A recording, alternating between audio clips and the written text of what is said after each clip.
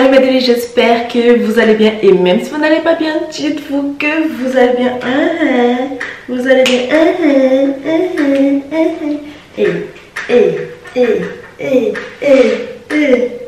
Vous allez bien. Alors qu'est-ce que j'allais dire? Aujourd'hui j'ai décidé de faire une story time. J'aurais jamais pensé que j'aurais fait une story time, mais c'est pas grave, je vais faire quand même. Alors, j'ai décidé de faire une story time sur le jour où j'ai raté ma conduite. Oui, ça m'est arrivé. Ça arrive à beaucoup de monde. Je vais vous raconter cette expérience qui m'a heurté le cœur. Ok, je m'avance un peu là parce que ça devient sérieux. Comme toute personne normale, j'ai payé mon permis. Mon permis. Oui, j'ai payé mes points de conduite. Voilà. À un prix très douloureux. Mais c'est pas grave, on se dit c'est pour la bonne cause. Donc j'ai payé mon tarif plein, c'est bon, c'est fini. Une fois que j'ai fini ces heures de conduite là, j'ai mon permis. C'est pas comme ça que ça s'est passé avec moi ça s'est pas passé comme ça. À chaque fois, au niveau des plannings, ça n'allait pas. Parce que ça m'arrivait que je faisais 1 mois sans conduire, 2 mois. Donc à chaque fois, je devais revenir, reprendre les bases parce qu'on perd des habitudes. C'est automatique, on retient les bases même, mais il y a des habitudes, par exemple, les contrôles là. Je comprends pas. On te dit, je sais pas pour vous, moi on m'a toujours dit, on fait jamais assez de contrôle. Si les moniteurs même, ils savent qu'on fait jamais assez de contrôle. Pourquoi nous dire qu'on fait pas assez de contrôle? Même si on fait assez de contrôle, on ne fait pas assez de contrôle. Bref. Alors, il se trouve que quand j'ai vu que le temps passait, que mon argent passait, et qu'on m'envoyait pas l'examen, je commençais à paniquer. Donc, au bout d'un moment, je me suis dit, mais non, je ne vais pas réclamer à l'examen. Si on ne me propose pas, c'est que je n'ai pas encore les niveaux et tout. Au bout d'un moment, j'ai marre. Et l'argent, là, l'argent, ça suffit. Là. Je suis pas riche, ça suffit l'argent. Là. Arrête de partir, reste avec moi. Là. Donc, j'ai demandé à mon moniteur, j'aurais aimé savoir si vous pouvez m'envoyer à l'examen. Et puis, le monsieur me dit, mais t'inquiète pas, t'es déjà sur la liste. Si on vous dit ça, ça veut dire que vous êtes prête. C'est que le moniteur, il estime que vous êtes prête. Donc. Tandis que si vous demandez, s'il vous plaît, mettez-moi l'examen. Oh, vu qu'il ne vous a pas mis sur la liste, c'est que genre, vous n'avez pas le niveau. Pour moi, c'est comme ça que je vois les choses. Vous n'avez pas le niveau, mais vous voulez finir avec ça, aller à l'examen.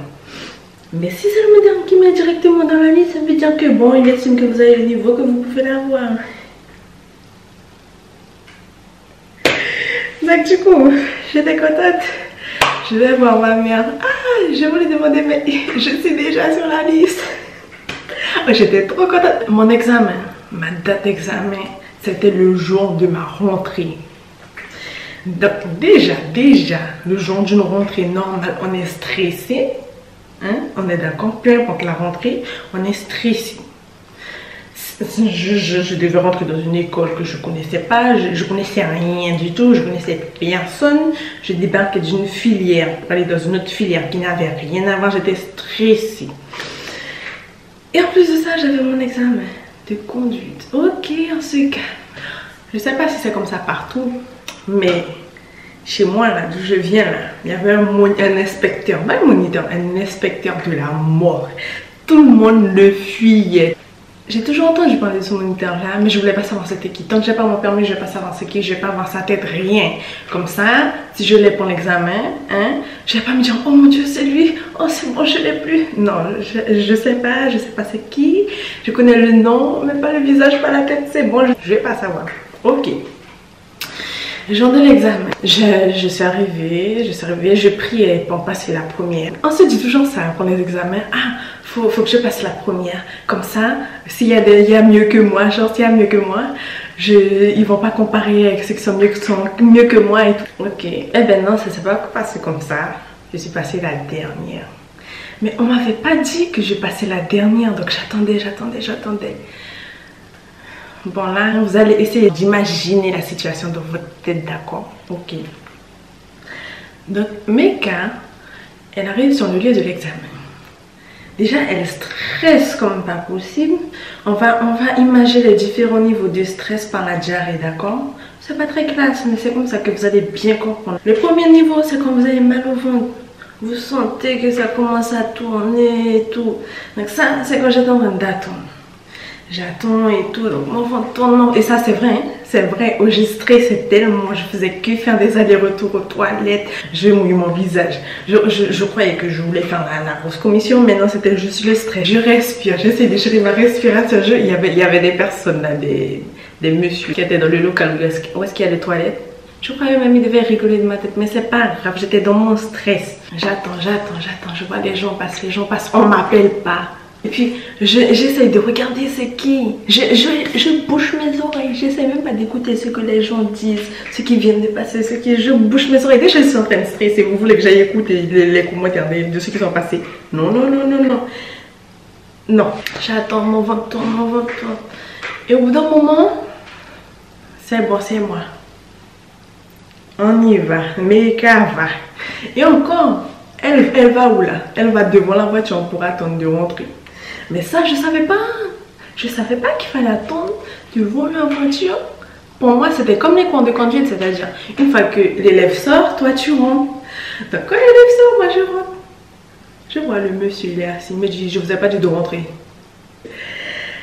Et déjà là, je me suis dit, ok, c'est bon. C'est bon. Déjà, avant même que l'examen commence, j'ai fait une erreur, c'est bon. Le monsieur va se dire, genre, je suis négligente, je sais pas quoi. Je commençais, je stressais encore plus. Je suis restée devant la voiture. Je regardais. Il était en train d'écrire. Mais je pense qu'il était en train d'écrire par rapport à la personne avec qui il est passé. Mais dans ma tête, c'était pas ça. Dans ma tête, il était déjà en train de noter que je sais pas quoi sur ma route de la voiture sans autorisation, je sais pas quoi. Il m'a dit de rentrer, je me suis assise. Quand je pose mes fesses sur le fauteuil, je commence à mettre ma ceinture et tout. Il me regarde, mais méchant! Je vous ai pas dit de vous installer. Vous avez vu, j'étais à la première phase où mon ventre me faisait juste mal. Là, imaginez, vous êtes à la phase de la diarrhée. Vous étiez à la phase, vous avez l'impression que le ventre faisait mal. Là, vous êtes à la phase où vous avez mal au ventre et c'est en train de pousser pour sortir. Vous avez compris la phase là? Ouais, donc vous êtes en train de contracter pour pas que ça sorte. J'étais à cette phase là quand j'étais assise devant le volant. Je me dis non, je n'ai quand même pas commencé. Oh, je voulais déjà pleurer. Parce qu'il parlait d'une façon ferme. Et je ne suis pas une personne qui pleure comme ça, mais il y avait... dans ma tête là, je me disais, il y avait tellement de trucs en jeu. Je me disais juste que c'est une libération parce que chez moi, il y avait genre une seule voiture, un seul conducteur. Pour plusieurs personnes, c'est... Vous avez compris le truc. Donc quand j'ai vu ça comme ça, dans ma tête, je me disais, je pourrais pas faire ça, je pourrais pas faire ci. Non. En plus, quand tu penses à tout l'argent là, je me suis dit, non, pour moi, c'est du gaspillage. Oh, je voulais déjà... je me disais tout ça dans ma tête. Alors que j'avais même pas encore démarré. Après, il me dit, oui, installez-vous et tout. Ok, je m'installe. Démarrer. Et j'ai stressé tellement, je sais pas comment j'ai fait. J'ai calé. J'ai même pas bougé la voiture, j'ai calé. Oh, là, je vous jure que la diarrhée allait sortir. J'ai calé. Je me suis dit, allez, remets-toi bien s'il te plaît. Mais j'arrivais pas, c'est à peine si je tremblais pas et tout. Donc j'essayais de tenir. Vous connaissez la fierté des gens. J'étais comme ça en mode. Ok, j'ai démarré, j'ai fait le tour et tout. Le monsieur me dit, bon, allez, on va là. Ok, on va là. Il me demande de faire demi-tour. Je fais le demi-tour tranquillement, il n'y a pas de problème. Et à un moment, il me pose des questions. Il me pose une question. Je voulais rigoler sur le coup parce que je pense à des bêtises. Mais il me demande, oui, à quel moment faire les jeux de lumière. C'était comme ça. C'est une bêtise, il ne faut pas dire ça. Et je voulais dire que les gendarmes arrivent. Quand on voit les gendarmes, il faut faire ça pour avertir les autres. Mais c'est pas ce qu'il faut dire. Donc, je me suis retenue. J'ai dit la bonne réponse et tout. C'était la bonne réponse, mais il me dit c'est pas la bonne réponse. Après, j'ai demandé, je me suis renseignée après l'examen et c'était la bonne réponse. Donc, on m'a expliqué que c'est un monsieur qui joue beaucoup avec les nerfs. Il m'a demandé autre chose, mais dites-vous que c'était du n'importe quoi. J'ai même pas fait 5 minutes. Je pense même pas que j'ai fait 5 minutes à l'examen. Il m'a dit, bon, ben, on retourne. Et le truc, c'est qu'il me dit, oui, mademoiselle, allez là. J'avais l'impression que je devenais folle. Le monsieur me dit, oui, va là. Quand je vais là, il me dit, oui, pourquoi vous allez là? Après, quand je lui dis, oui, mais il a dit, oui, mais... Oh, je savais pas comment vous expliquer. Pour moi, je devenais folle. Ok, on est retourné au centre d'examen. Le monsieur me dit, oui, Vous avez combien d'heures de conduite? 20 heures, c'est ça? J'ai même pas répondu. Peu importe la question qui me posait, je répondais pas. Si j'ouvrais ma bouche là, oh, je me voyais déjà pleurer. Pleurer, rempli de rhume, tout. Donc je ferme ma bouche, je le laisse parler. Il me fait comprendre que pour lui, je suis qu'une débutante. On n'a pas l'impression que j'ai eu plusieurs heures. Quand j'ai fermé la porte, j'ai même pas attendu de marcher. J'ai fermé la porte. Ma mère m'attendait pas loin. J'avais fermé la porte. Dès que j'ai tourné mon dos, j'ai commencé à pleurer. J'ai commencé à pleurer quand je vais vers la voiture, vers ma mère. Elle me dit oui, qu'est-ce qui se passe et tout. Je dis je ne vais pas. Donc, elle m'a dit bon, d'habitude on ne prend pas déjeuner à l'extérieur. Cette fois-ci on a pris déjeuner à l'extérieur. Bon, on va manger ma chérie, on y va. Donc du coup j'ai été manger un petit déjeuner, les yeux rouges, tout bouffi. J'ai fait ma rentrée, les yeux rouges, tout bouffi. C'était un traumatisme. Tu connais, j'en parlais permis après. Je voulais même pas entendre parler de ça. Je voulais même pas savoir si je l'avais ou pas parce que je savais que je l'avais pas. Je me suis dit c'était trop catastrophique à partir du moment où j'ai calé. Même avant de caler, quand j'ai posé mes fesses, et le monsieur m'a dit je vous ai pas dit de vous installer. Je voulais déjà repartir parce que je savais que j'étais déstabilisée. Elle était arrivée chez moi, je n'ai même pas regardé. Et après, c'est un proche de la famille qui a vu la lettre. Sans étonnement, j'ai vu que j'avais pas eu. Quand je regarde le nom de l'inspecteur, c'était l'inspecteur de la mort. Je savais pas qui j'avais en face de moi. Mais si, je connaissais déjà son visage et je savais que c'était face à lui que j'étais. J'aurais même pas pu ouvrir la porte de la voiture pour rentrer dans la voiture et c'est l'examen. Ça c'est sûr et certain. La diarrhée là, j'aurais pas eu différentes phases. Hein.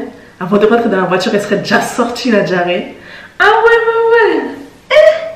Non, j'ai eu du mal. Hein. Un an après, j'ai repris les cours de conduite. Mais c'était dur à accepter ça. C'était dur quand vous voyez le ton et l'argent que vous mettez dans un permis de conduire là. Après on se dit que c'est la vie. Mais ça fait mal qu'on le rate. Oh, bon, sur ce on va se dire faut